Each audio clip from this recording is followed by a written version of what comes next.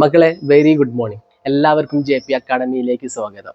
നമ്മൾ 9ാം ക്ലാസ് കഴിഞ്ഞ് 10ാം ക്ലാസ്സിലോട്ട് എത്തിയിട്ടുണ്ടല്ലേ. ഈ 10ാം ക്ലാസ് അല്ലെങ്കിൽ SSLC എന്ന് പറയുന്ന കടമ്പ ഒരു വലിയ കടമ്പയാണോ?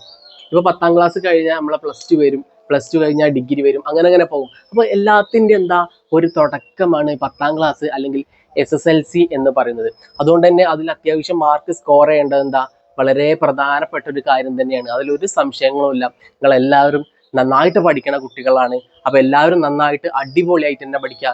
നിങ്ങളുടെ കൂടെ എന്താ ഞാനുണ്ടായിരിക്കും. എൻ്റെ പേര് ജിഷ്ണു എന്നാണ്. ഓക്കെ, അപ്പൊ നമ്മളെ ക്ലാസ് എന്ന് പറയുന്നത് ഒരു വലിയ ഡിജിറ്റൽ ക്ലാസ് റൂമും കാര്യങ്ങളൊന്നുമില്ല. അപ്പൊ അതിൻ്റെതായിട്ടുള്ള പോരായ്മകളും കാര്യങ്ങളൊക്കെ അതിനുണ്ടായിരിക്കും.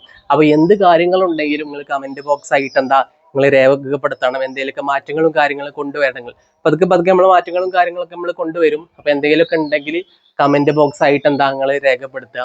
അപ്പോൾ നമ്മളെ കൂട്ടത്തിൽ ഒന്ന് നമ്മളെ സബ്സ്ക്രൈബ് ചെയ്ത് അതേപോലെ ലൈക്ക് ചെയ്ത് ഇപ്പോൾ ഷെയർ ചെയ്ത് ക്ലാസ് ഇഷ്ടപ്പെടുകയാണെങ്കിൽ ഒന്ന് ഷെയർ ചെയ്തിട്ട് എന്താ നമ്മളൊന്ന് സപ്പോർട്ട് ചെയ്യാതെ നമുക്ക് വലിയ രീതിയിലൊരു പ്രചോദനം കൂടിയാണ്. ഓക്കെ, അപ്പോൾ നമ്മൾ ഈ 8ാം ക്ലാസ്സിൽ നിന്ന് 9ാം ക്ലാസ്സിലോട്ടേക്ക് എത്തിയപ്പോൾ, അതായത് 8ാം ക്ലാസ്സിൽ നിന്ന് 9ാം ക്ലാസ്സിലോട്ട് എത്തിയപ്പോൾ അവിടെ എന്താ സിലബസ് മാറി, ടെക്സ്റ്റ് ബുക്ക് മാറിയിട്ടുണ്ടല്ലേ. അതേപോലെ തന്നെ 9ാം ക്ലാസ്സിൽ നിന്ന് 10ാം ക്ലാസ്സിലോട്ട് എത്തിയപ്പോഴും നമുക്ക് എന്താ ടെക്സ്റ്റ് ബുക്ക് അല്ലെങ്കിൽ സിലബസ് മാറിയിട്ടുണ്ട്. അപ്പൊ നിങ്ങൾക്ക് ഒരു തോന്നലുണ്ടാവും, ഞങ്ങൾ എന്താ തവിട് കൊടുത്ത് വാങ്ങിയതാണെന്ന് ഒരു തോന്നലുണ്ടായിരിക്കും. ആ തോന്നലൊക്കെ അവിടെ ഉണ്ടായാൽ മതി. അത് വെറും ഒരു തോന്നലാണ്, അങ്ങനെയൊന്നുമില്ല.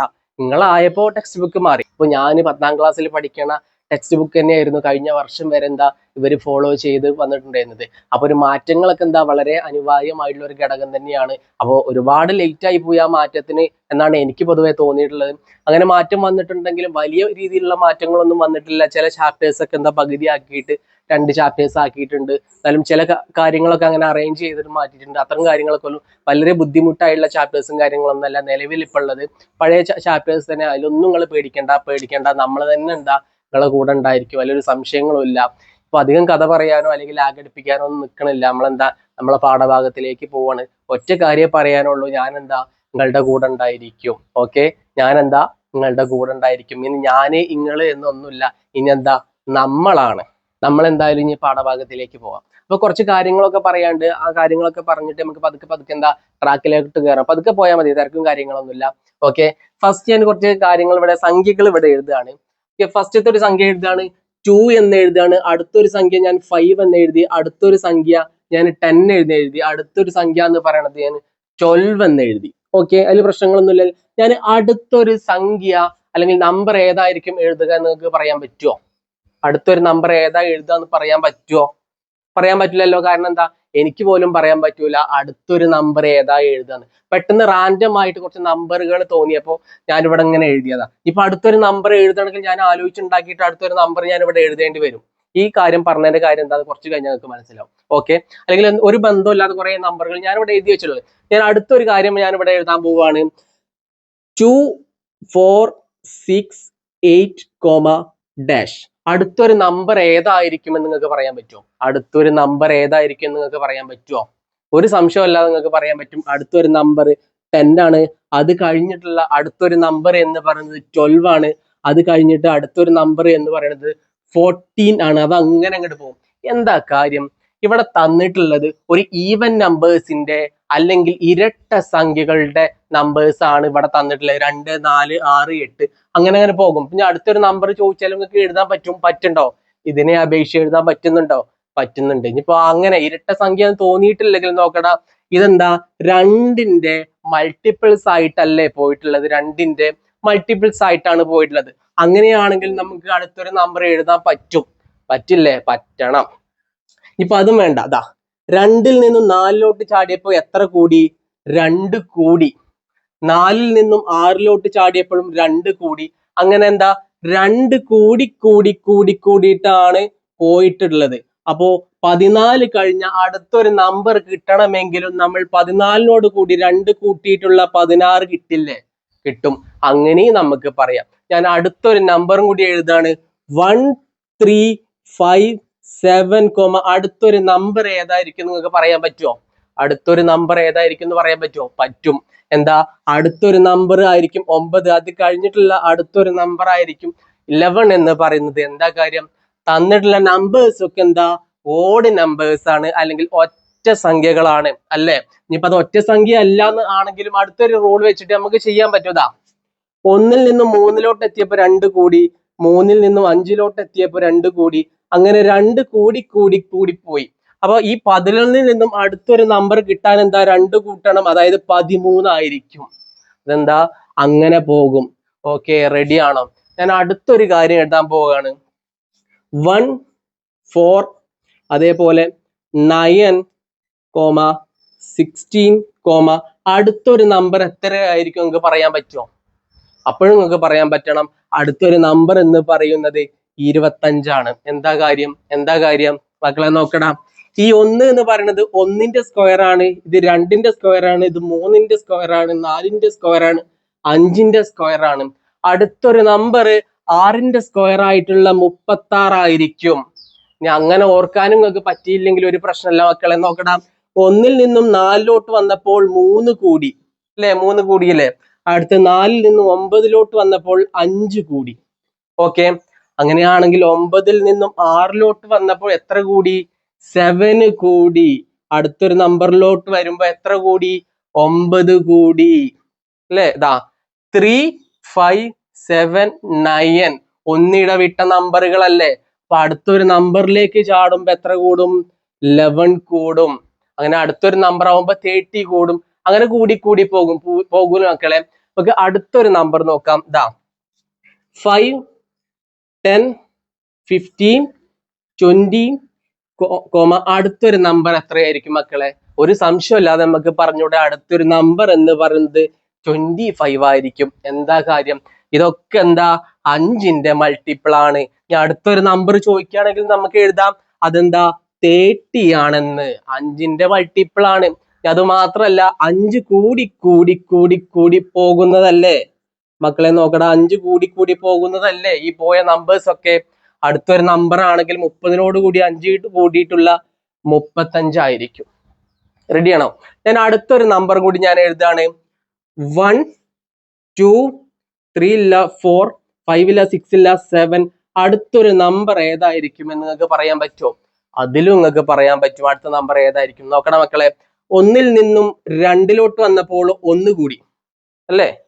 2-ൽ നിന്നും 4-ലോട്ട് വന്നപ്പോൾ എത്ര കൂടി? 2 കൂടി. 4-ൽ നിന്നും 7-ലോട്ട് വന്നപ്പോൾ എത്ര കൂടി? 3 കൂടി. 7-ൽ നിന്നും അടുത്തൊരു നമ്പറിലോട്ട് വരുമ്പോ എത്ര കൂടണം? 4 കൂടണം. 7-നോട് 4 കൂട്ടിയാൽ 11 ആണ്. 4 കൂടി. അടുത്ത നമ്പർ കിട്ടാൻ 5 കൂട്ടിയാൽ മതി, 16 എന്ന് കിട്ടും. അപ്പോ ഈ നമ്പേഴ്സ് ഒക്കെ എന്താ നമുക്ക് സിമ്പിൾ ആയിട്ട് കിട്ടും അടുത്തൊരു നമ്പർ ഏതാണെന്ന്. പക്ഷെ നോക്കടാ, ഈ ഒരു നമ്പേഴ്സിൽ അടുത്തൊരു നമ്പർ അങ്ങനെ കിട്ടുന്നുണ്ടോ? ഇല്ല. അപ്പോ എന്താ ഇതിനെ അപേക്ഷിച്ച് ഈ തന്നിട്ടുള്ളതിനൊക്കെ ചില പ്രത്യേകതകൾ ഉണ്ട് അല്ലെ. ഇതാ അടുത്തൊരു നമ്പർ കിട്ടുന്നുണ്ട്. ഇതാ ഇപ്പൊ 16 ആണെങ്കിൽ അടുത്തൊരു നമ്പർ കിട്ടും 18 ആണെന്ന് അടുത്തൊരു നമ്പർ കിട്ടും. അങ്ങനെ ഓരോന്നിലും അടുത്ത നമ്പർ എഴുതാൻ നമുക്ക് പറ്റുന്നുണ്ട്. അടുത്ത നമ്പർ എന്താ എഴുതാൻ പറ്റുന്നുണ്ട്. അതിനൊരു കാരണം ഉണ്ടായിരിക്കും അല്ലെ. ആ കാരണത്തിനെ നമ്മൾ നിയമം അല്ലെങ്കിൽ റൂൾ എന്ന് പറയും. എന്ത് നിയമം അല്ലെങ്കിൽ റൂൾ എന്ന് പറയും. അപ്പൊ എന്താ ഏതെങ്കിലുമൊക്കെ ഒരു നിയമത്തിന്റെ അടിസ്ഥാനത്തിൽ ഇപ്പൊ ഫസ്റ്റത്തെ ഒരു നമ്പറുകൾ എടുക്കുകയാണെങ്കിൽ ഇവിടുത്തെ നിയമം ഈവൻ നമ്പേഴ്സ് ആണ് അല്ലെങ്കിൽ ഇരട്ട സംഖ്യയാണ്. അത് മാത്രല്ല 2 കൂടി കൂടി കൂടി പോകുന്ന രീതിയിലാണ്. അത് മാത്രല്ല അത് 2-ന്റെ മൾട്ടിപ്പിൾ ആണ്. അതൊക്കെ എന്താ നിയമങ്ങളാണ്. അപ്പൊ ഓരോന്നിനും ഓരോ നിയമങ്ങളുണ്ട് അടുത്ത നമ്പർ കിട്ടാൻ വേണ്ടി. അപ്പൊ എന്തെങ്കിലുമൊക്കെ ഒരു നിയമത്തിന്റെ അല്ലെങ്കിൽ റൂളിന്റെ അടിസ്ഥാനത്തിൽ നമ്പറുകളെ കോമയിട്ടോ അല്ലെങ്കിൽ ക്രമമായിട്ടോ എഴുതുന്നതിനെ നമ്മൾ സംഖ്യാശ്രേണി അല്ലെങ്കിൽ നമ്പർ സീക്വൻസ് എന്ന് പറയും. എന്താ പറയാ? സംഖ്യാശ്രേണി അല്ലെങ്കിൽ നമ്പർ സീക്വൻസ് എന്ന് പറയും. മലയാളത്തിൽ സംഖ്യാശ്രേണി എന്ന് പറയും. ഇതെല്ലാം സംഖ്യകൾ അല്ലെങ്കിൽ നമ്പർ ആയത് കൊണ്ടാണ് നമ്മൾ ഇതിനെ സംഖ്യാശ്രേണി എന്ന് പറയുന്നത്. അപ്പൊ എന്താ മക്കളെ നമ്പർ സീക്വൻസ് അല്ലെങ്കിൽ സംഖ്യാശ്രേണി എന്ന് പറഞ്ഞാൽ എന്തിന്റെയെങ്കിലുമൊക്കെ അടിസ്ഥാനത്തിൽ എന്തെങ്കിലുമൊക്കെ നിയമത്തിന്റെ അല്ലെങ്കിൽ റൂളിന്റെ അടിസ്ഥാനത്തിൽ സംഖ്യകളെ കോമയിട്ടോ അല്ലെങ്കിൽ ക്രമമായിട്ടോ എഴുതുന്നതിനെയാണ് നമ്മൾ സംഖ്യാശ്രേണി അല്ലെങ്കിൽ നമ്പർ സീക്വൻസ് എന്ന് പറയുന്നത്? റെഡിയാണോ? ഉത്തരം റെഡിയാണോ മക്കളെ? ഫസ്റ്റത്തെ ഒരു കാര്യമാണ് ഈ ചാപ്റ്ററിൽ പഠിക്കാനുള്ള ഫസ്റ്റത്തെ ഒരു കാര്യമാണ് നമ്പർ സീക്വൻസ് അല്ലെങ്കിൽ സംഖ്യാശ്രേണി അല്ലെങ്കിൽ ശ്രേണി എന്താണെന്ന്. അപ്പോ ഇയാള് ഫസ്റ്റ് എഴുതിയിട്ടുള്ള ആളെന്താ? ശ്രേണിയാണോ? ഇയാള് എന്ന് പറയുന്നത് ഒരു ശ്രേണി അല്ല. ബാക്കിയുള്ളതൊക്കെ എന്താ? ശ്രേണിയാണ്, നമ്പർ ശ്രേണിയാണെന്ന് നമുക്ക് പറയാൻ പറ്റും. റെഡിയാണോ മക്കളെ? നോക്കടാ, ഇതിലും ചില പ്രത്യേകതകളും കാര്യങ്ങളൊക്കെ ഉണ്ട്. നോക്കടാ, ഫസ്റ്റത്തെ ഒരു ശ്രേണി, ഇതെല്ലാം നമ്പർ ശ്രേണിയാണ് അല്ലെങ്കിൽ നമ്പർ സീക്വൻസ് ആണ്, അതിലൊരു സംശയങ്ങളും ഇല്ലല്ലോ. ഇതാ ഫസ്റ്റത്തെ ഒരു നമ്പർ 2 കൂടി പോവുകയാണ് അല്ലെ. ഇതാ 2 കൂടി പോവുകയാണ്. അടുത്തതിലും 2 കൂടി പോവുകയാണ്. അടുത്തതിൽ 3 5 7 9 അങ്ങനെയാണ് അത് പോണത്. 3 5 7 9 അവിടെ നിൽക്കട്ടെ. ഇതാ അടുത്തത് നോക്കടാ, 5 5 5 5 നോക്കടാ, 5 5. അപ്പോ ഫസ്റ്റത്തെ ഒരു ശ്രേണി എടുക്കുക. ഫസ്റ്റത്തെ ഒരു ശ്രേണി എന്ന് പറയുന്നതാണ് നമ്മൾ ഫസ്റ്റത്തെ ഒരു ശ്രേണി എന്ന് പറയുന്നത്. 2 4 6 8 എന്ന് പറയുന്നതാണ് നമ്മൾ ഫസ്റ്റത്തെ ഒരു ശ്രേണി എന്ന് പറയുന്നത്. എടാ മക്കളെ, ഈ ശ്രേണിയിലെ സംഖ്യകൾക്കിടയിലെ വ്യത്യാസം, ഈ ശ്രേണിയിലെ നമ്പറുകൾക്കിടയിലെ അല്ലെങ്കിൽ സംഖ്യകൾക്കിടയിലെ വ്യത്യാസം എന്താ? തുല്യമാണ് അല്ലെ. വ്യത്യാസത്തിനെ നമ്മൾ മറ്റൊരു പേരും കൂടി പറയും, അന്തരം എന്നുകൂടി പറയും അല്ലെ. അപ്പോ ഈ ശ്രേണിയിലെ നമ്പറുകൾക്കിടയിലുള്ള വ്യത്യാസം അല്ലെങ്കിൽ അന്തരം എന്താ? തുല്യമാണ് അല്ലെങ്കിൽ സമമാണ് അല്ലെ. തുല്യം അല്ലെങ്കിൽ സമമാണ് ആണെങ്കിൽ അത്തരം സീരീസിനെ അല്ലെങ്കിൽ അത്തരം സീക്വൻസിനെ നമ്മൾ ഒരു പേര് പറയും. എന്താ നമ്മൾ പറഞ്ഞത്? ദാ ഒരു സീരീസിലെ നമ്പറുകൾക്കിടയിലുള്ള വ്യത്യാസം അല്ലെങ്കിൽ അന്തരം തുല്യമാണ് അല്ലെങ്കിൽ സമമാണെങ്കിൽ അത്തരം സീക്വൻസിനെ നമ്മൾ ഒരു പേര് പറയും, സമാന്തര ശ്രേണി അല്ലെങ്കിൽ അരിത്തമാറ്റിക് സീക്വൻസ് എന്ന് പറയും. എന്താ? സമാന്തര ശ്രേണി അല്ലെങ്കിൽ അരിത്തമാറ്റിക് സീക്വൻസ് എന്ന് പറയും. നമുക്ക് 10ാം ക്ലാസ്സിൽ ഒന്നാമത്തെ ഒരു ചാപ്റ്റർ ഉണ്ട്, അതാണ് സമാന്തര ശ്രേണി അല്ലെങ്കിൽ അരിത്തമാറ്റിക് സീക്വൻസ് പറഞ്ഞുള്ള ഒരു അടിപൊളി ചാപ്റ്റർ. വളരെ സിമ്പിൾ ആയിട്ടുള്ള ഒരു ചാപ്റ്റർ ആണ് ഈ അരിത്തമാറ്റിക് സീക്വൻസ് അല്ലെങ്കിൽ സമാന്തര ശ്രേണി. കോമ്പറ്റീറ്റീവ് എക്സാമിനൊക്കെ വളരെ ഇഷ്ടപ്പെട്ട ഒരു ചാപ്റ്റർ കൂടിയാണ് ഈ അരിത്തമാറ്റിക് സീക്വൻസ് അല്ലെങ്കിൽ സമാന്തര ശ്രേണി. നമ്മളെ ചാപ്റ്ററിൽ ഏറ്റവും കൂടുതൽ മാർക്കിന് ചോദിക്കാൻ സാധ്യതയുള്ള ഒരു ചാപ്റ്റർ കൂടിയാണ് അരിത്തമാറ്റിക് സീക്വൻസ് അല്ലെങ്കിൽ സമാന്തര ശ്രേണി. ഒന്നും കൂടി നമ്മൾ പറഞ്ഞുതരാം എന്താണ് സമാന്തര ശ്രേണി അല്ലെങ്കിൽ അരിത്തമാറ്റിക് സീക്വൻസ് എന്നുള്ളത്. അതായത് ശ്രേണി അല്ലെങ്കിൽ സംഖ്യാശ്രേണി എന്താണെന്ന് നമുക്കറിയാം, അതിലൊരു സംശയങ്ങളല്ല. എന്തെങ്കിലുമൊക്കെ റൂള് അല്ലെങ്കിൽ എന്തെങ്കിലുമൊക്കെ നിയമങ്ങൾ അവിടെ ഉണ്ടായിരിക്കും. ശ്രേണിയാണെന്ന് നമ്മൾ ഉറപ്പിച്ചു കഴിഞ്ഞു. ഇനി ശ്രേണിയാണെന്ന് ഉറപ്പിച്ചു കഴിഞ്ഞാൽ ആ ശ്രേണിയിലെ നമ്പറുകൾക്കിടയിലുള്ള വ്യത്യാസം, ഇവിടുത്തെ വ്യത്യാസം 2 ആണ്. ഇതാ 2 ആണ്, എല്ലായിടത്തും വ്യത്യാസം 2 ആണ്. ആ നമ്പറുകൾക്കിടയിലുള്ള വ്യത്യാസം അല്ലെങ്കിൽ വ്യത്യാസം നമ്മൾ അന്തരം എന്ന് പറയും. അന്തരം തുല്യമാണെങ്കിൽ അല്ലെങ്കിൽ സമമാണെങ്കിൽ അത്തരം സീക്വൻസിനെ നമ്മൾ സമാന്തര ശ്രേണി അല്ലെങ്കിൽ അരിത്തമാറ്റിക് സീക്വൻസ് എന്ന് പറയും. റെഡിയാണോ? മറ്റൊരു രീതിയിലും കൂടി നമുക്ക് ഡിഫൈൻ ചെയ്യാം. ഇതിലിപ്പോ തന്നിട്ടുള്ളതില് ഇതൊരു അരിത്തമാറ്റിക് സീക്വൻസ് ആണ്, സംശയങ്ങളല്ല. വ്യത്യാസങ്ങളൊക്കെ എന്താ? 2 ആണ്. ഓക്കെ, അടുത്തൊരു ശ്രേണി നോക്കും മക്കളെ. വ്യത്യാസങ്ങളൊക്കെ എന്താ? 2 ആണ്. അയാളും ഒരു അരിത്തമാറ്റിക് സീക്വൻസ് അല്ലെങ്കിൽ സമാന്തര ശ്രേണിയാണ്. മൂന്നാമത്തെ ഉള്ള ചങ്ങായി അരിത്തമാറ്റിക് സീക്വൻസ് ആണോ? അല്ല. എന്താ കാരണം? അയാളുടെ വ്യത്യാസം എന്താ? തുല്യമല്ല അല്ലെങ്കിൽ സമമല്ല. അപ്പൊ മൂന്നാമത്തെ ചങ്ങായി എന്താ? അരിത്തമാറ്റിക് സീക്വൻസ് അല്ല. അപ്പൊ നാലാമത്തെ ഒരു ചങ്ങായി നോക്കടാ. നാലാമത്തെ ഒരു ചങ്ങായി എന്ന് പറയുന്നത് അരിത്തമാറ്റിക് സീക്വൻസ് ആണോ? അയാൾ ഒരു അരിത്തമാറ്റിക് സീക്വൻസ് ആണ്. കാരണം വ്യത്യാസങ്ങളൊക്കെ എന്താ? തുല്യമാണ്. അത് 5 ആണ്. അഞ്ചാമത്തെ ഒരാളെ നോക്കടാ. അയാൾ അരിത്തമാറ്റിക് സീക്വൻസ് ആണോ? അല്ല, അയാള് അരിത്തമാറ്റിക് സീക്വൻസ് അല്ല. അപ്പൊ എന്താണ് അരിത്തമാറ്റിക് സീക്വൻസ് എന്നും എന്താണ് സംഖ്യാശ്രേണി എന്നും നിങ്ങൾക്ക് വ്യക്തമായിട്ട് മനസ്സിലായോ? നമ്മൾ ടെക്സ്റ്റ് ബുക്കിൽ മറ്റൊരു രീതിയിലും കൂടി അരിത്തമാറ്റിക് സീക്വൻസിനെ പറയുന്നുണ്ട്. നോക്കടാ, ഏതെങ്കിലും ഒരു നമ്പറിൽ തുടങ്ങി, ഏതെങ്കിലും ഒരു നമ്പറിൽ തുടങ്ങി, ഇവിടെ 2ലാണ് തുടങ്ങിയിട്ടുള്ളത്, ഇവിടെ 1ലാണ് തുടങ്ങിയത്. ഏതെങ്കിലുമൊക്കെ ഒരു നമ്പറിൽ തുടങ്ങി ഒരേ നമ്പർ തന്നെ കൂട്ടിക്കൂട്ടി ഒരേ നമ്പർ തന്നെ കൂട്ടിക്കൂട്ടി കിട്ടുന്ന ശ്രേണിയെ നമ്മൾ അരിത്തമാറ്റിക് സീക്വൻസ് എന്ന് പറയും. അങ്ങനെയും നമുക്ക് എന്താ പറയുന്നുണ്ട് ടെക്സ്റ്റ് ബുക്കിൽ, അങ്ങനെയും നമുക്ക് പറയാം. ഓക്കെ, അപ്പൊ എന്താണ് അരിത്തമാറ്റിക് സീക്വൻസ് എന്ന് പിടികിട്ടി എന്ന് ഞാൻ വിചാരിക്കുന്നു. ഇത്ര റെഡി അല്ലേ മക്കളെ? സെറ്റ് അല്ലേ? ഓക്കെ, എന്താണ് ഒരു അരിത്തമാറ്റിക് സീക്വൻസ് അല്ലെങ്കിൽ സമാന്തര ശ്രേണി എന്താണ് നിങ്ങൾക്ക് ഒരു പിടുത്തം കിട്ടിയിട്ടുണ്ട്. എന്താ അവിടെ എന്താ വ്യത്യാസങ്ങൾ എന്താ തുല്യമായിരിക്കും, സംഖ്യകൾക്കിടയിലെ വ്യത്യാസങ്ങൾ തുല്യമായിരിക്കും. റെഡിയാണോ മക്കളെ? അപ്പൊ ഞാനിവിടെ ഒരു അരിത്തമാറ്റിക് സീക്വൻസ് അല്ലെങ്കിൽ സമാന്തര ശ്രേണി എഴുതാൻ പോവുകയാണ്. എന്താ 3, 6, 9, 12, 15. അടുത്തൊരു നമ്പർ ഏതായിരിക്കും നിങ്ങൾക്ക് പറയാൻ പറ്റുമോ? അടുത്തൊരു നമ്പർ ഏതായിരിക്കും നിങ്ങൾക്ക് പറയാൻ പറ്റുമോ? ഒരു സംശയമില്ലാതെ പറയാൻ പറ്റും, അടുത്തൊരു നമ്പർ 18 ആണെന്ന്. അത് കഴിഞ്ഞിട്ടുള്ള അടുത്തൊരു നമ്പർ എത്രയായിരിക്കും? അത് കഴിഞ്ഞിട്ടുള്ള അടുത്തൊരു നമ്പർ 21 ആണെന്ന് നമുക്ക് പറയാൻ പറ്റും. എന്താ കാരണം മക്കളെ? നോക്കടാം, 3-ൽ നിന്നും 6-ലോട്ട് എത്താൻ എത്ര കൂടി? 3 കൂടി. 3-ൽ നിന്ന് 9-ലോട്ട് എത്താനും 3 കൂടി. 9-ൽ നിന്ന് 12-ലോട്ട് എത്താനും എത്ര കൂടി?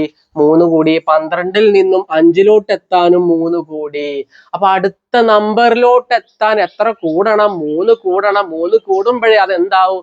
സമാന്തര ശ്രേണിയാവുള്ളൂ. അപ്പൊ 15-നോട് 3 കൂട്ടുമ്പോൾ 18 കിട്ടി. 18-നോട് 3 കൂട്ടുമ്പോൾ നമുക്ക് 21 കിട്ടി. അപ്പൊ അടുത്ത നമ്പർ ഒക്കെ വേണമെങ്കിൽ നമുക്ക് എന്താ എഴുതി പോവാൻ പറ്റും. കാരണം എന്താ? ഇതൊരു സമാന്തര ശ്രേണിയാണ്. സമാന്തര ശ്രേണിക്ക് അങ്ങനെ ഒരു പ്രത്യേകതകൾ കൂടിയുണ്ട്, നിങ്ങൾ മനസ്സിലാക്കണം മക്കളെ. ഞാൻ അടുത്തൊരു ശ്രേണി എഴുതാൻ പോവാണ്. 15, 12, അതേപോലെ 9, 6, അടുത്തൊരു നമ്പർ ഏതായിരിക്കും എഴുതാൻ പറ്റുമോ? അടുത്തൊരു നമ്പർ എന്താ? ഇതൊരു സമാന്തര ശ്രേണിയാണോ? ഇതൊരു സമാന്തര ശ്രേണിയാണോ? ഇതും ഒരു സമാന്തര ശ്രേണിയാണ്. അപ്പോ ഈ സമാന്തര ശ്രേണിയിലെ വ്യത്യാസം എത്രയാണ്? വ്യത്യാസം ഈ ഒരു സമാന്തര ശ്രേണിയിലെ വ്യത്യാസം എന്ന് പറയുന്നത് 3 ആണ്. അതിൽ സംശയങ്ങളൊന്നുമില്ലല്ലോ. അപ്പോ ഈ ഒരു സമാന്തര ശ്രേണിയിലെ വ്യത്യാസം എത്രയായിരിക്കും? ഈ ഒരു സമാന്തര ശ്രേണിയിലെ വ്യത്യാസം എന്ന് പറയുന്നത് -3 ആണ്. ഒരു സംശയം നിങ്ങൾക്ക് തോന്നാൻ ഒരു ടെൻഡൻസി ആണ്. ഇപ്പോ ഇവിടുത്തെ വ്യത്യാസം കാണാൻ നമ്മൾ എന്താ ചെയ്യേണ്ടതെന്നോ? രണ്ട് നമ്പറുകൾക്കിടയിലുള്ള ഒരു വ്യത്യാസം എടുക്കുക. അപ്പൊ നിങ്ങൾ പൊതുവെ എടുക്കാനുള്ള സാധ്യതയാണ് 6-ന്ന് 3 കുറച്ചാൽ കിട്ടുന്ന ഒരു നമ്പർ ഉണ്ട് 3. അതാണ് ഇതിലെ വ്യത്യാസം എന്ന് പറയുന്നത്. അപ്പോൾ ഇതിലോട്ട് വരുമ്പോൾ അതിന്റെ വ്യത്യാസങ്ങൾ എടുക്കാനുള്ള സാധ്യത 15-ൽ നിന്നും 12 കുറച്ചിട്ട് 3 എടുക്കാനുള്ള സാധ്യത അവിടെ ഉണ്ട്. പക്ഷെ അങ്ങനെ എടുക്കരുത്. എങ്ങനെയാണ് ഒരു വ്യത്യാസം എടുക്കാന്ന് ചോദിച്ചാൽ, ഏതെങ്കിലും ഒരു നമ്പർ നമ്മൾ എടുക്കാം. ഏതെങ്കിലും ഒരു നമ്പർ ഈ നമ്പർ ഞാൻ എടുത്തെന്ന് വിചാരിക്കാം. ഏതെങ്കിലും ഒരു നമ്പർ, ആ 12 പറഞ്ഞുള്ള ഒരു നമ്പർ ഞാൻ എടുത്തു. അതിൽ നിന്നും അതിന്റെ തൊട്ട് മുമ്പെയുള്ള നമ്പർ നമ്മൾ കുറയ്ക്കണം. അതിന്റെ തൊട്ട് മുമ്പെയുള്ള നമ്പർ എന്താ? നമ്മൾ കുറയ്ക്കണം. 12-ന്റെ തൊട്ട് മുമ്പെയുള്ള നമ്പർ 9 ആണ്. അതിൽ നിന്ന് കുറയ്ക്കുമ്പോൾ നമുക്ക് 3 കിട്ടും. എപ്പോഴും വ്യത്യാസം നമ്മൾ ചെയ്യേണ്ടത് അങ്ങനെയാണ്. ഏതെങ്കിലും ഒരു നമ്പർ എടുക്കുക, അതിന്റെ തൊട്ട് മുമ്പുള്ള നമ്പർ എന്താ? കുറയ്ക്കണം. അപ്പൊ ഇവിടെ ഞാൻ 12 എടുത്തു, അതിന്റെ തൊട്ട് മുമ്പുള്ള നമ്പറായ 15 ഞാൻ കുറച്ചു. 12-ൽ നിന്നും 15 കുറയ്ക്കുമ്പോൾ 3 എഴുതി വെച്ച മണ്ടക്കിന്റെ അടുത്ത് കിട്ടും. 12-ൽ നിന്നും 15 കുറയ്ക്കുമ്പോൾ എത്ര മക്കളെ കിട്ടുക? -3 ആണ്. അപ്പൊ ഇതിലെ വ്യത്യാസം എന്ന് പറയുന്നത് -3 ആണ് മക്കളെ. -3 ആണ്. നമ്മൾ പറഞ്ഞിട്ടുണ്ടായിരുന്നു, സമാന്തര ശ്രേണി എന്ന് പറയുന്നത് ഏതെങ്കിലും ഒരു നമ്പറിൽ തുടങ്ങി ഒരേ നമ്പർ തന്നെ കൂടി പോകുന്നതിനെയാണ് നമ്മൾ സമാന്തര ശ്രേണി എന്ന് പറയുന്നത്. നമ്മൾ പറഞ്ഞു കഴിഞ്ഞു മക്കളെ. നോക്കടാ, 15-നോട് നമ്മൾ എന്താ ഒരേ നമ്പർ തന്നെ കൂട്ടി പോവാണ്. 15-നോട് നമ്മൾ -3 പറഞ്ഞിട്ടൊരു നമ്പർ കൂട്ടി. 15-നോട് നമ്മൾ -3 പറഞ്ഞിട്ടുള്ള ഒരു നമ്പർ നമ്മൾ കൂട്ടുമ്പോൾ നമുക്ക് കിട്ടുന്ന ഉത്തരം എത്രയാ? 12 ആയിരിക്കും. ഇനി ഒരു ചൊറുക്കിനും വേണ്ടി നമ്മളെ ഒന്ന് തിരിച്ചെഴുതാം. -3 + 15 എന്ന് എഴുതിക്കൂടെ? എന്നിട്ട് നമ്മൾ എന്ത് ചെയ്യും? വലിയ സംഖ്യയിൽ നിന്നും ചെറിയ സംഖ്യ കുറച്ച് വലിയ സംഖ്യയുടെ ചിഹ്നം ഇടും. അങ്ങനെ നമുക്ക് 12 കിട്ടും. അപ്പൊ നമ്മൾ എന്താ ഒരു സമാന്തര ശ്രേണിയിലെ അല്ലെങ്കിൽ അരിത്തമാറ്റിക് സീക്വൻസിന്റെ വ്യത്യാസം കാണുന്നതിന് എങ്ങനെയാണ്? ഒരു നമ്പർ എടുക്കുക, അതിന്റെ തൊട്ട് മുമ്പുള്ള നമ്പർ നമ്മൾ എന്താ കുറയ്ക്കുക. അങ്ങനെയാണ് നമ്മൾ വ്യത്യാസം കാണുക. സമാന്തര ശ്രേണി എന്ന് പറയുമ്പോൾ നമ്പറുകൾ കൂടിയിട്ട് മാത്രമല്ല പോവുക. 3, 6, 9 അങ്ങനെ കൂടിയിട്ട് മാത്രമല്ല പോവുക. കുറഞ്ഞിട്ടും എന്താ നമ്പറുകൾ പോകും. അടുത്ത നമ്പർ 3 ആയിരിക്കും. അല്ലേ? അടുത്ത നമ്പർ 3 ആയിരിക്കും. അങ്ങനെ കുറഞ്ഞിട്ട് നമ്മൾ എന്താ സീരീസ് എന്താ പോകും. നമ്പറുകൾ എന്താ കൂട്ടിയിട്ട് തന്നെയാണ്. കൂട്ടിയിട്ട് തന്നെയാണ്. കണ്ടോ? നമ്പർ കൂട്ടിയിട്ട് തന്നെ പോണത്. വ്യത്യാസം എന്താ? മൈനസും ആകും എന്ന് നിങ്ങൾ എന്താ ഓർത്ത് വെക്കണം. റെഡിയാണോ? സെറ്റാണോ മക്കൾ? എത്ര? അപ്പൊ നമ്മൾ ഒരു സമാന്തര ശ്രേണിയിലെ വ്യത്യാസം, ഇപ്പോ നമ്മൾ ഈ ഒരു സമാന്തര ശ്രേണി എടുത്തു, അരിത്തമാറ്റിക് സീക്വൻസ് എടുത്തു. ഇതാണ് നമ്മളുടെ അരിത്തമാറ്റിക് സീക്വൻസ് 3, 6, 9, 12 എക്സെട്ര എന്ന് പറഞ്ഞിട്ട് അങ്ങനെ പോകും. അതൊരു സമാന്തര ശ്രേണിയാണ്. എടാ ഈ ഒരു സമാന്തര ശ്രേണിയിലെ വ്യത്യാസങ്ങൾ അല്ലെങ്കിൽ വ്യത്യാസം എന്താ? പൊതുവായിട്ടൊരു വ്യത്യാസമല്ലേ? ഈ എല്ലാ നമ്പേഴ്സിന്റെ ഇടയിലും പൊതുവായിട്ടൊരു വ്യത്യാസം ഉണ്ട്. എത്ര? 3 നമുക്കറിയാം. പൊതുവായിട്ടുള്ള വ്യത്യാസം, അതിനെ നമ്മൾ പൊതുവ്യത്യാസം എന്ന് പറയും. പൊതുവ്യത്യാസം എന്ന് പറയും. സമാന്തര ശ്രേണിയിലെ വ്യത്യാസത്തെ നമ്മൾ പൊതുവ്യത്യാസം എന്ന് പറയും, അല്ലെങ്കിൽ കോമൺ ഡിഫറൻസ് എന്ന് പറയും. കോമൺ ഡിഫറൻസ് എന്ന് പറയും. അതിനെ നമ്മൾ ഡി എന്ന് പറഞ്ഞുകൊണ്ട് ഡിനോട്ട് ചെയ്യും. അപ്പൊ നമ്മളോട് ചോദിക്കുകയാണ്, അല്ലെങ്കിൽ ആരെങ്കിലും നമ്മളോട് വന്ന് ചോദിക്കുക, ഈ ഒരു ശ്രേണിയിലെ പൊതുവ്യത്യാസം അല്ലെങ്കിൽ കോമൺ ഡിഫറൻസ് എത്രയെന്ന് നമ്മളോട് ചോദിച്ചു. അപ്പൊ നമ്മൾ എന്ത് പറയും? 3 ആണ് സാറേ അവിടുത്തെ കോമൺ ഡിഫറൻസ് എന്ന് പറയണം. റെഡിയാണോ? ഒരു സമാന്തര ശ്രേണിയിലെ വ്യത്യാസത്തെ നമ്മൾ പൊതുവായിട്ടൊരു വ്യത്യാസം ഉണ്ടാവൂലേ, അതിനെ നമ്മൾ പൊതുവ്യത്യാസം എന്ന് പറയും, അല്ലെങ്കിൽ കോമൺ ഡിഫറൻസ് എന്ന് പറയും. അയാളെ നമ്മൾ ഡി എന്ന് പറഞ്ഞിട്ടുള്ള ഒരു ലെറ്റർ കൊണ്ട് നമ്മൾ എന്താ സൂചിപ്പിക്കും? നിലവിലെ ഡി എന്ന് പറയുന്നത് ഇവിടെ 3 ആണ്. ഓരോ ശ്രേണിക്കനുസരിച്ചും അതെന്താ മാറിക്കൊണ്ടേയിരിക്കും. മക്കളെ നോക്കടാ, ഈ ശ്രേണിയിലെ ഓരോ നമ്പേഴ്സിനെയും നമ്മൾ പദങ്ങൾ എന്നാണ് പറയുക. പദങ്ങൾ എന്നാണ് പറയുക, അല്ലെങ്കിൽ ടേം എന്ന് പറയും. ഈ സമാന്തര ശ്രേണിയിലെ ആദ്യത്തെ പദം 3 അല്ലേ, അതിനെ നമ്മൾ ഫസ്റ്റ് ടേം അല്ലെങ്കിൽ ആദ്യ പദം എന്ന് പറയും. ഒരു സമാന്തര ശ്രേണിയിലെ ആദ്യത്തെ പദത്തിനെ ആദ്യ പദം എന്ന് പറയും, അല്ലെങ്കിൽ ഫസ്റ്റ് ടേം എന്ന് പറയും. അതിനെയും നമ്മൾ ചില ഇംഗ്ലീഷ് അക്ഷരം കൊണ്ട് ഡിനോട്ട് ചെയ്യും. x1, f1, അല്ലെങ്കിൽ a1 എന്നൊക്കെ ഡിനോട്ട് ചെയ്യും. ഓരോ സാറന്മാരും ഓരോന്നായിരിക്കും ഡിനോട്ട് ചെയ്യുക. ചിലവര് x1 ഉപയോഗിക്കും, ചിലവര് f1 ഉപയോഗിക്കും, ചിലവര് a1 ഉപയോഗിക്കും. ഓക്കെ, ഞാൻ ചിലപ്പോ a ആയിരിക്കും ഉപയോഗിക്കുക, അല്ലെങ്കിൽ f ആയിട്ട് ഇരിക്കുക. കൂടുതലും ഞാൻ എൻ്റെ കുട്ടികൾക്ക് പറഞ്ഞു കൊടുക്കാൻ a ആണ് നമ്മൾ ആദ്യ പദത്തിന് ഞാൻ ഉപയോഗിക്കരുത്. ആദ്യ പദത്തിനെ a എന്ന് ഡിനോട്ട് ചെയ്യും, പൊതുവ്യത്യാസത്തിനെ നമ്മൾ d എന്ന് ഡിനോട്ട് ചെയ്യും.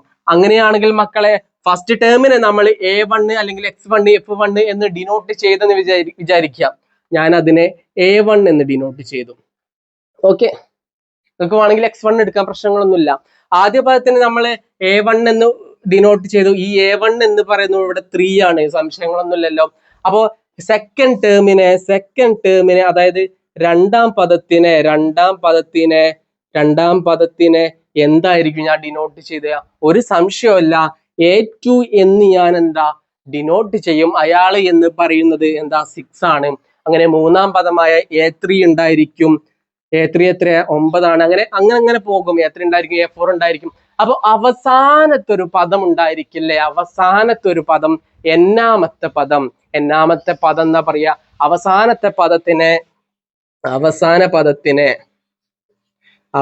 പദത്തിനെ നമ്മൾ ലാസ്റ്റ് ടേം എന്നാണ് പറയാ. അയാളെ നമ്മൾ ഡിനോട്ട് ചെയ്യണത് an എന്നാണ് ഡിനോട്ട് ചെയ്യാറ്. an എന്നാണ് ഡിനോട്ട് ചെയ്യൽ. കൂട്ടത്തിൽ നമ്മൾ ഓർത്ത് വെക്കണേ, നമുക്ക് അങ്ങനത്തെ പ്രോബ്ലങ്ങളൊക്കെ ചെയ്യാണ്ട്. അപ്പൊ അവസാനത്തെ പദത്തിനെ നമ്മൾ, ലാസ്റ്റ് ടേമിനെ നമ്മൾ an എന്നാണ് ഡിനോട്ട് ചെയ്യുന്നത്. ഇവിടെ നിലവിൽ ലാസ്റ്റത്തെ ഒരു ടേം ഇല്ല. ഈ ശ്രേണി എന്താ ഇങ്ങനെ പോകണേ. ചില ചോദ്യങ്ങളിൽ അവസാനത്തെ പദം തരും.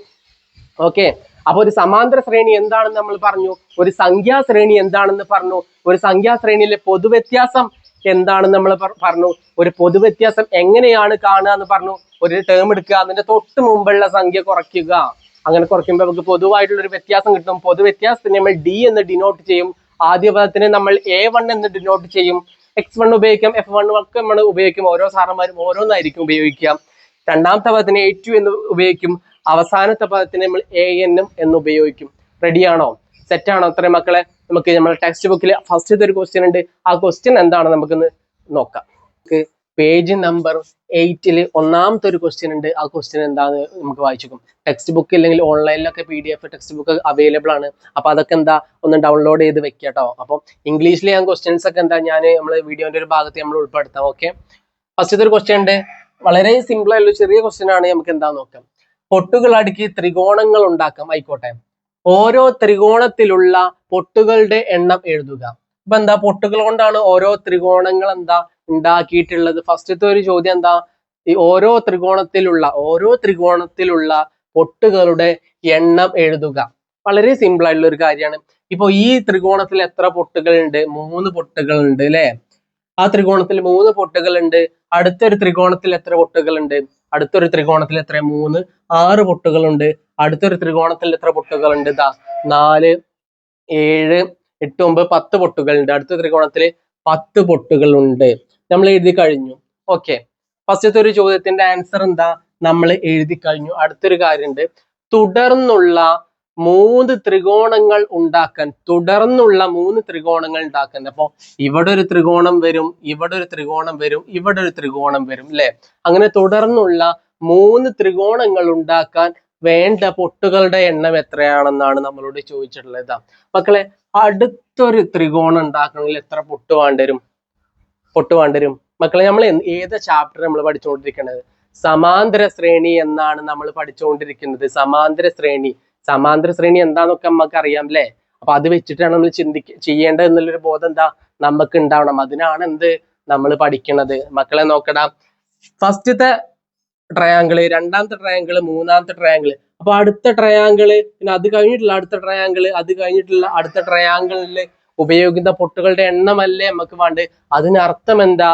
ഈ ഇവിടെ 3 വരുന്ന 3 സംഖ്യകൾ ഏതൊക്കെയാണെന്ന് നമ്മൾ കണ്ടെത്തിയാൽ മതി. പോരെ മക്കളെ? നോക്കടാ, 3ൽ നിന്നും 6ലോട്ട് എത്ര കൂടി? 3 കൂടി.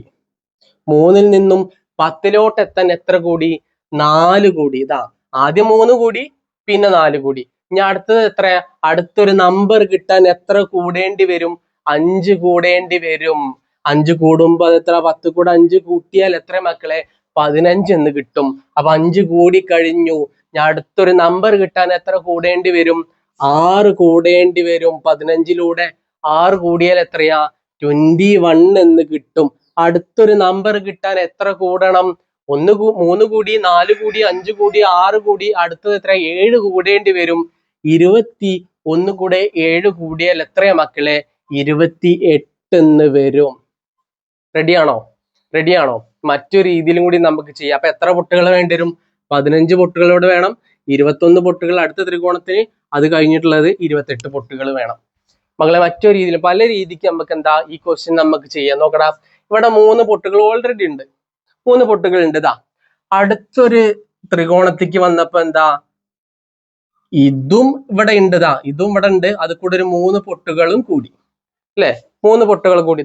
3 പൊട്ടുകൾ കൂടി. ഓക്കെ, ഇവിടുന്ന് ഒരു അടുത്ത ത്രികോണത്തിലോട്ട് വന്നു. ഇതെന്താ? ഇത് ഇതേപോലെ ഇവിടെ തന്നെ ഉണ്ട്.